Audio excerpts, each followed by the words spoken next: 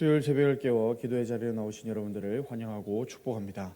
아버지 하나님, 오늘도 하나님이 기뻐하시는 기도의 자리로 우리를 불러주시니 감사와 찬송을 올려드립니다.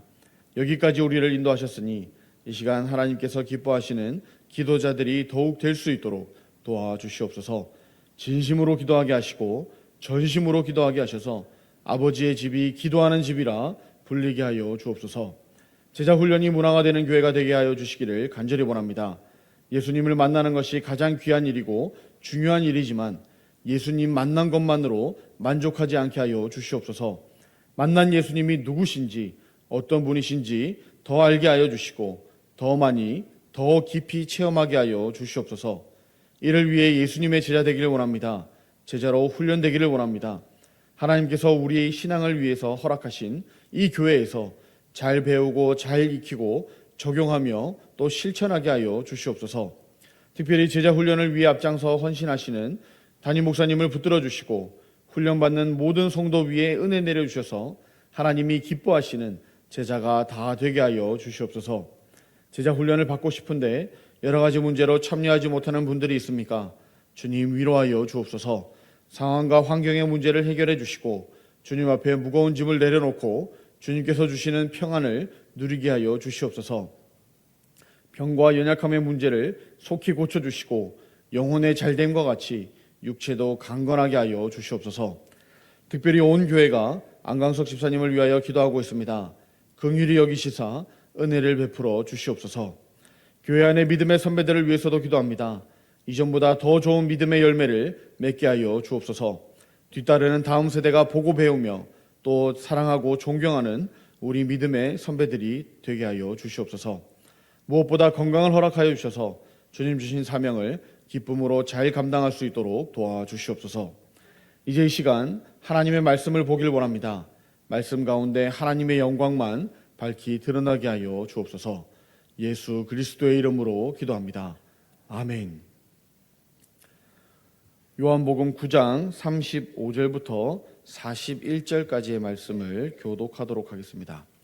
요한복음 9장 35절부터 41절까지의 말씀을 읽으실 때 하나님의 마음을 읽을 수 있기를 원합니다. 예수께서 그들이 그 사람을 쫓아냈다 하는 말을 들으셨더니 그를 만나사 이르시되 내가 인자를 믿느냐?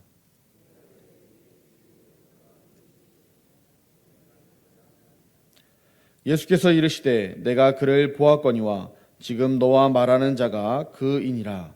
이르되 주여 내가 믿나이다 하고 절하는지라.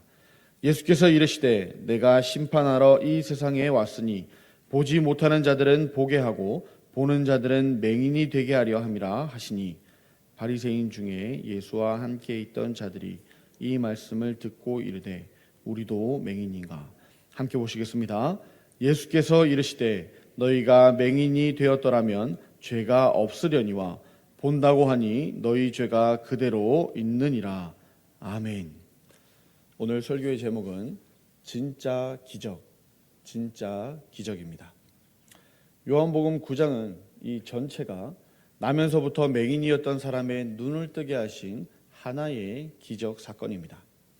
이 사건의 중심인 이 맹인은 어떤 사고나 부상을 입어서 이런 어떤 질병의 후유증이 생겨서 눈이 먼 게 아니죠. 후천적으로 맹인이 된 것이 아니라 태어나기를 맹인으로 태어났다라고 기록합니다. 9장을 시작하며 예수님과 제자들이 길을 가다가 이 나면서부터 맹인인 사람을 만납니다. 2절의 제자들은 맹인으로 태어났다는 것은 누구의 죄로 인함이냐라고 묻습니다. 그 사람이 죄냐 아니면 그 부모의 죄냐 하는 것이죠. 3절에 예수님은 그에게서 하나님이 하시는 일을 나타내고자 하심이라 라고 답하셨습니다. 하나님의 일을 나타내고자 하신다는 말씀에 많은 것들이 담겨 있습니다. 그 맹인이 단 한 번도 빛을 보지 못하고 처음부터 깜깜한 어둠에 갇혀 지냈던 것처럼 예수님이 이 땅에 오시기 전에 모든 인류는 죄와 사망의 어둠에 갇혀 지내고 있었다는 것입니다. 또 그가 고침을 받고 나면서부터 단 한 번도 보지 못했던 세상을 처음으로 보게 되었을 때 그 앞에는 세상의 환경이 눈에 들어온 것이 아니라 빛으로 이 땅에 오신 하나님의 아들 예수 그리스도를 보게 될 것이라는 의미입니다. 맹인은 어둠, 예수님은 빛을 상징하며 빛과 어둠을 아주 대조적으로 보여주고자 이 사건이 기록되었다는 겁니다. 예수님을 만나지 못했다면 나면서부터 맹인이었던 것과 같이 어둠 속에 헤매며 살다가 영원한 어둠으로 끝나버리는 비참한 인생을 살게 되겠지만, 나면서부터 어둠에 갇혀 있었다고 할지라도 단 한 번 예수님을 만나는 순간 영원한 광명의 세상에서 자유롭게 살아갈 수 있게 된다는 구원의 메시지라는 겁니다. 예수님은 그의 눈에 진흙을 바르시고 실로암 못가에서 씻게 하셔서 그의 눈을 뜨게 하셨습니다. 고침을 받은 맹인을 본 유대인들은 그가 진짜 맹인이었는지 그 부모를 불러서 확인하고 평소에 맹인인 척 연기를 하지는 않았는지 추궁하는 등 소동을 벌입니다. 유대인들은 그가 나면서부터 진짜 맹인이었다는 사실을 의심하면서 눈이 떠져서 보게 되었다는 것을 도무지 믿으려고 하지 않았습니다. 눈을 뜬 맹인에게 요구하기를 너를 치료해 준 사람을 당장 데리고 오라라고 했지만, 고침을 받은 그 맹인은 예수님이 누구시며 어디에 있는지를 알지 못했습니다. 그래서 맹인은 유대인들에게 33절에 이 사람이 하나님께로부터 오지 아니하였으면 아무 일도 할 수 없으리이다라고 항변했지만, 34절에 유대인들은 네가 온전히 죄 가운데에서 나서 우리를 가르치느냐며 그를 쫓아내 버립니다. 이런 상황에서 눈을 뜨게 된 맹인이 다시 예수님을 만나는 장면이 오늘 35절과 36절입니다. 예수께서 그들이 그 사람을 쫓아냈다 하는 말을 들으셨더니 그를 만나사 이르시되 네가 인자를 믿느냐? 대답하여 이르되 주여 그가 누구시오니까 내가 믿고자 하나이다. 예수님은 내가 인자를 믿느냐 하고 물어보셨습니다. 이 질문을 하시기 위해 맹인을 다시 만나신 겁니다. 인자는 직역하면 사람의 아들이지만 어제 담임 목사님께서 잘 설명해 주셨듯이 여기서는 하나님의 아들을 믿느냐 하는 질문입니다. 만약 맹인이 제가 그분을 잘 압니다. 고마워하고 있습니다. 그분은 훌륭한 분입니다. 나에게 참 큰 도움이 되었습니다. 정도로만 이야기했다면 이 맹인은 예수님께로부터 고침은 받았지만 실질적으로는 예수님과 아무런 관계가 없는 사람이 되어버립니다. 왜냐하면 내가 하나님의 아들, 즉 인자를 믿습니다라는 믿음의 고백을 하지 않았기 때문입니다. 우리도 전도하면서 이와 비슷한 말을 하는 사람들을 가끔 만나게 됩니다. 나는 기독교를 부정하지 않아요. 종교라는 것이 긍정적인 측면이 있는 것 잘 압니다. 예수님이 좋은 일을 많이 하신 분이라는 것도 잘 알아요. 기독교인들도 좋은 일 많이 하는 것 압니다. 하지만 나는 교회를 다니고 신앙생활하는 것은 나중에 생각해 보겠습니다. 그냥 기독교와 교회와 예수님에 대해서 좋은 감정을 가지고 잘 살겠습니다라고 거부하는 사람들 말입니다. 이런 분들이 사실 제일 전도하기가 어렵죠. 마음을 굳게 닫고 있는 사람들입니다. 이러한 사람들은 교회나 예수님을 좋게 평가하고 있고 또 잘 안다고 말하지만 사실상 예수님을 진짜 아는 것이 아니죠. 조금 더 심각하게 말하자면 교회 안에 있는 사람들이라 할지라도 진실한 믿음의 고백이 없다면 그 신앙은 다 가짜라는 겁니다. 예수님을 직접 만나서 예수님만이 하나님의 아들 예수 그리스도, 나의 구원자, 나의 주인이십니다 라고 고백하지 않는 한 그 어떤 사람도 예수님과 아무런 관계가 없는 사람이라는 겁니다. 서로 모르는 사이 남남으로 계속 지내는 것이죠. 그래서 예수님은 이 맹인이었던 사람을 다시 찾아오셔서 네가 인자를 믿느냐 하고 물어보시는 겁니다. 주여 그가 누구시오니까 내가 믿고자 하나이다 라고 답했죠. 여기서 주여라고 말한 것은 선생님 같은 단순한 호칭입니다. 내가 믿고 싶은데 그가 누구입니까? 제발 알려주세요 선생님 같은 간절함이 묻어나는 답변입니다. 맹인은 자신의 눈을 뜨게 해준 분이 눈앞에 있고 두 번째 만남인데도 예수님이 인자인 것을 알아보지를 못했습니다. 평생 처음 세상을 보게 되어서 정신이 없어서 그랬다는 것은 이해가 되죠. 그러나 그가 믿고자 하나이다 라는 대답은 참으로 진실된 마음이었습니다. 예수님은 그 마음 중심에 믿음이 있음을 보셨죠. 예수님이 다시 말씀하십니다. 37절과 38절 말씀입니다. 예수께서 이르시되 내가 그를 보았거니와 지금 너와 말하는 자가 그이니라. 이르되 주여 내가 믿나이다 하고 절하는지라. 지금 너와 말하고 마주보고 있는 내가 하나님의 아들 그리스도다, 인자다라고 말씀하십니다. 요한복음 4장 26절에서 사마리아 수가성 여인에게 내게 말하는 내가 그라라고 말씀하신 장면과 비슷한 장면이죠. 맹인은 즉시 주여 내가 믿나이다라고 확신 있게 대답합니다. 여기서 주여라는 호칭은 단 한 분 주인 되시는 여호와 하나님을 향하여 부르는 호칭입니다. 앞에서와 똑같은 주여라는 호칭이 사용되었지만 완전히 다른 뉘앙스라는 겁니다. 예수님이 그리스도임을 확인하지 못했을 때는 도움 주시는 선생님 정도였지만 예수님이 그리스도라는 믿음의 확신이 들자 주인 되시는 하나님이라고 바꿔 부르는 겁니다. 예수님만이 나의 하나님이시오, 나의 주인이시오, 나의 그리스도이십니다. 그것을 내가 믿나이다. 이것보다 더 확실한 신앙 고백은 없을 겁니다.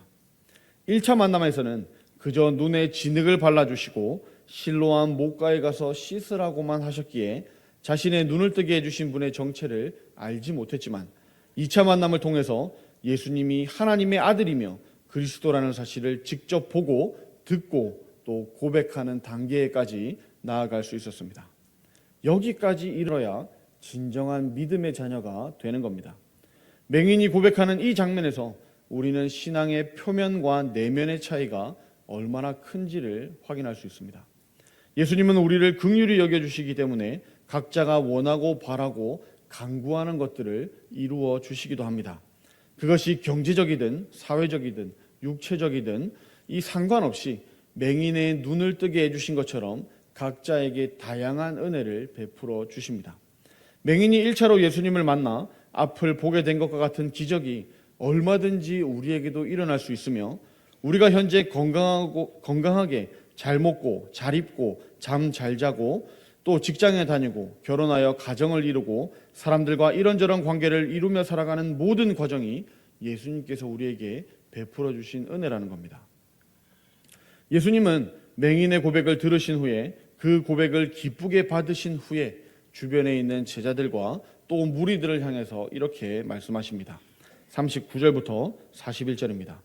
예수께서 이르시되 내가 심판하러 이 세상에 왔으니 보지 못하는 자들은 보게 하고 보는 자들은 맹인이 되게 하려 함이라 하시니 바리새인 중에 예수와 함께 있던 자들이 이 말씀을 듣고 이르되 우리도 맹인인가? 예수께서 이르시되 너희가 맹인이 되었더라면 죄가 없으려니와 본다고 하니 너희 죄가 그대로 있느니라. 예수님은 보지 못하는 자들을 보게 하고 보는 자들, 즉 잘 보고 잘 알고 있다고 생각하며 2차 만남이 없는 자들을 보지 못하게 되는 심판을 하러 오셨다고 말씀하십니다. 이 말씀이 나면서부터 맹인된 자를 고치시고 그로부터 고백을 듣게 만드신 사건의 핵심입니다. 이 말씀을 들은 바리새인들은 아니 지금 우리 보고 맹인이라고 하는 거 아니야? 내가 율법을 그렇게 잘 알고 율법을 그렇게 지키도록 노력하고 또 잘 지키고 있는데 내가 왜 맹인이야? 라고 반발하죠. 잘 알고 있다고 착각하는 자들, 잘 믿고 있다고 착각하는 자들은 그 완고함 때문에 돌이키기가 어렵습니다.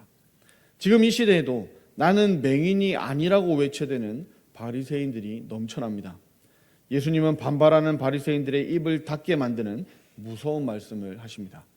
너희가 맹인이라고 인정했다면, 즉 전심으로 기도하고 진심으로 회개했다면 죄가 없으려니와 본다고 안다고 믿는다고 착각하는 것을 도무지 포기하지 않으니 너희 죄가 그대로 있다. 그러므로 너희는 나와 아무런 상관이 없는 남남이다. 바리새인들은 이 말씀조차도 무슨 말인지 알아듣지를 못하고 그저 분노하는 마음만 더 커져갔을 겁니다. 1차 만남에 머물러 있는 자들의 상태가 이렇다는 겁니다. 끝까지 돌이키지 않고 남을 비판하고 판단하고 정죄하면서 나는 다 잘하고 있다고 착각하는 것이죠.